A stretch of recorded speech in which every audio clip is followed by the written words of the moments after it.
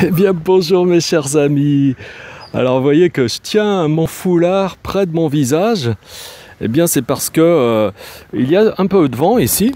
Et je voudrais que malgré tout vous puissiez m'entendre. J'espère que ça va fonctionner. Voilà. Alors je suis pas loin de la plage. Vous voyez, je suis sous les palmiers.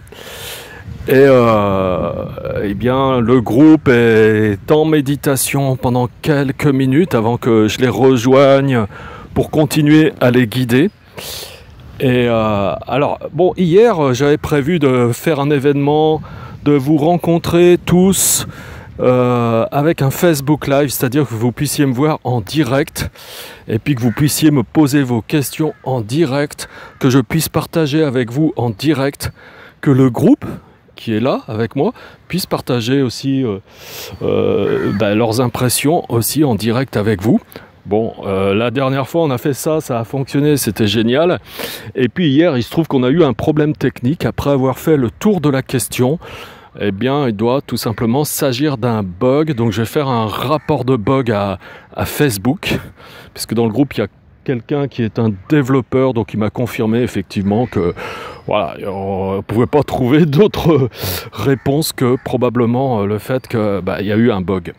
Voilà, les mises à jour étaient faites, etc., etc. Bon, bref, tout ça pour dire que parfois, eh bien, on a des imprévus. C'est la vie, tout simplement. Dans la vie, les choses sont pas toujours exactement comme on les attendait. Elles sont jamais comme on les attendait. Parfois, elles sont à peu près comme on les attendait.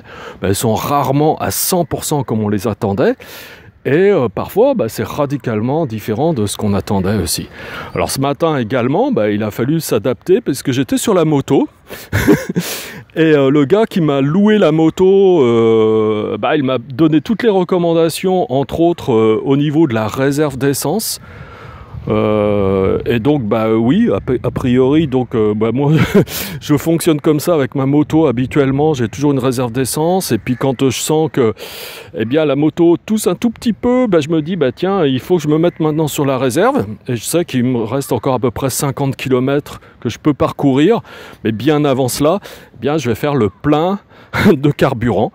Et là j'étais parti aussi dans cette optique, d'autant plus que si le gars qui m'a loué la moto m'avait donné les recommandations, ça voulait dire que lui-même il voulait m'avertir. Bon, je l'étais déjà, donc je me disais de toute façon je me mets jamais sur la réserve, donc la réserve est disponible. Et de fait, ce matin, quand ça a commencé à tousser, je voulais me mettre sur la réserve.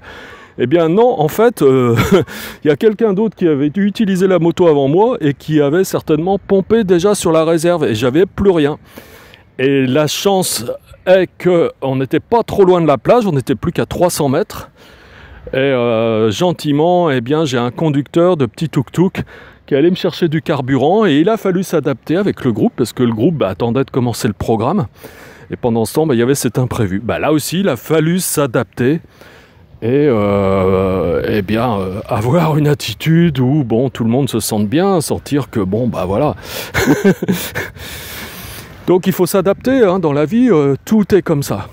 Et parfois il y a des expériences que l'on n'attend pas et qui en fait se révèlent extrêmement positives pour nous. Alors pour le moins, soit elles sont révélatrices de choses qui se passent en nous, et c'est intéressant à observer pour apprendre à mieux se connaître, pour petit à petit mieux comprendre comment on fonctionne au niveau mental, mieux comprendre comment on fonctionne au niveau émotionnel. Et plus on développe cette compréhension, plus il est facile de contrôler tous ces mouvements. Parce que finalement notre blême, c'est que bien souvent, on n'a pas cette capacité à contrôler notre mental, à voir arriver nos émotions, à comprendre nos émotions, et on se laisse complètement envahir ou déborder. Et c'est source de beaucoup de tourments. Donc acceptez la vie telle qu'elle est, et quand il se passe quelque chose, plutôt que d'être dans la réaction, prenez le temps de vous asseoir et d'observer ce qui se passe. Voilà.